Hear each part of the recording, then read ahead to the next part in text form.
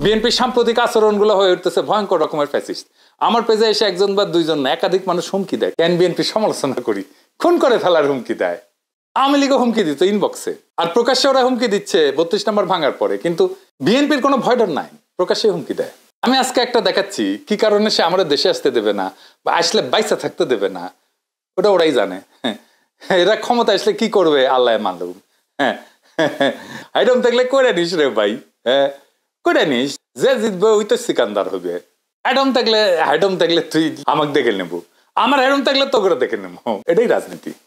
রাজনৈতিক দল তার আশেপাশে বন্ধু রাখে, যারা ঠিক দল করে না কিন্তু একটা লুজ সম্পর্ক থাকে তাদের সাথে। আওয়ামী লীগের কাছে কিন্তু মাস্টার ছিল, সেজন্য আওয়ামী লীগ এতদিন রাজত্ব করতে পারছিল। বিএনপি সবাইরে শত্রু বানায়। এদের কর্মীদের রাজনৈতিক শিক্ষা এতই দুর্বল, এরা যখন দাবরানির উপরে থাকে তখন কেসো হইয়া থাকে, আর যখন ক্ষমতার গন্ধ পায় তখন নেকড়ে হইয়া ওঠে।